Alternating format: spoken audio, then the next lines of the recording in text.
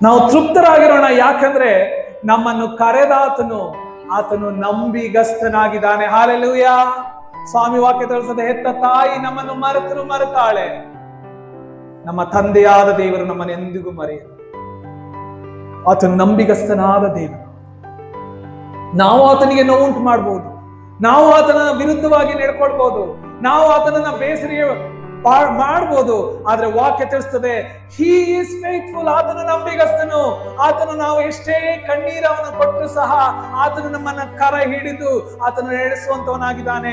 ಒಂದು ಕ್ಷಣವಾದರೂ ನಮ್ಮ ಕೈಯನ್ನ ಬಿಟ್ಟು ಆತನು ದೂರ ಹೋಗ್ಲಿಲ್ಲ. ನಮಗಾಗಿ ಆತನು ಕಾದು ಹೃದಯದ ಬಾಗಿಲನ್ನು ತಟ್ಟುತ್ತಾ ಜೀವಿಸುವಂತ ಏಕೈಕ ದೇವರು ನಮ್ಮ ದೇವರಾಗಿದ್ದಾನೆ. ಪ್ರಿಯರೇ, ವಾಕ್ಯ ತಿಳಿಸ್ತದೆ, ಆತನು ನಂಬಿಗಸ್ತನಾಗಿರುವುದರಿಂದ ಬಿ ಕಂಟೆಂಟ್, ನೀವು ತೃಪ್ತರಾಗಿ ಜೀವಿಸ್ರಿ. ಯಾಕಂದ್ರೆ ನಮ್ಮನ್ನ ಆತನು ಎಂದಿಗೂ ಕೈ ಬಿಡುವುದಿಲ್ಲ, ಎಂದಿಗೂ ತೊರೆಯುವುದಿಲ್ಲ. ಹಾಲೆಲೂಯಾ. ದೇವರು ನಂಬಿಗಸ್ತನಾದ ದೇವರು. ಕಷ್ಟ ಇದೆಯಾ, ಸಂಕಟ ಇದೆಯಾ? ಪೌಲ ಬರೀತಾನೆ, ಯಾವುದೇ ಕಾರ್ಯಗಳು ಅಗಲಿಸಲಾರವು. ಯಾವುದರಿಂದ? ಕ್ರಿಸ್ತನ ಪ್ರೀತಿಯಿಂದ. ಹಾಲೆಲೂಯಾ.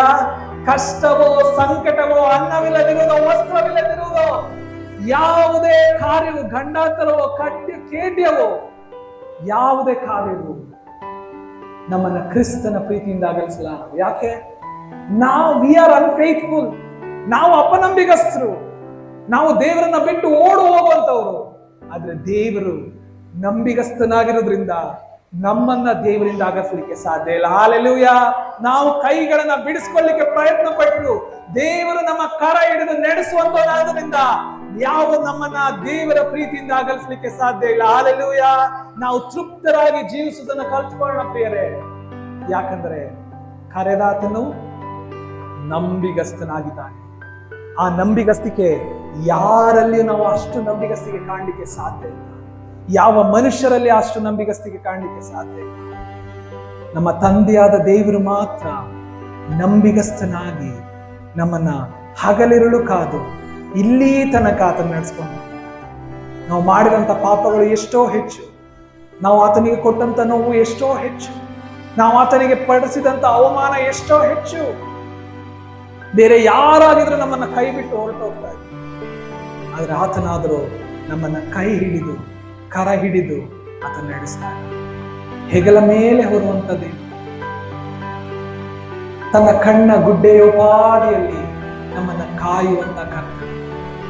ಆತನ ನಮ್ಮ ಜೊತೆ ಇರುವುದರಿಂದ ಸ್ವಾಮಿ ವಾಕ್ಯ ತಿಳಿಸ್ತದೆ, ನಿಮಗಿರುವುಗಳಲ್ಲಿ ತೃಪ್ತರಾಗಿರಿ. ಹಾಲೆಲೂಯಾ.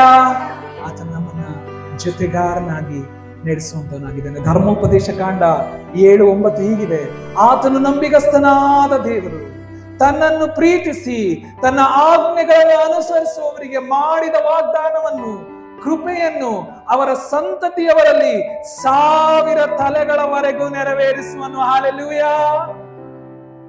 ಆತನು ನಂಬಿಗಸ್ತನಾಗಿರೋದ್ರಿಂದ 1000 ತಲೆಮಾರಿಗಳ ತನಕ ಆತನ ಆಶೀರ್ವಾದವನ್ನು ನೀಡುವಂತವನಾಗಿದ್ದಾನೆ.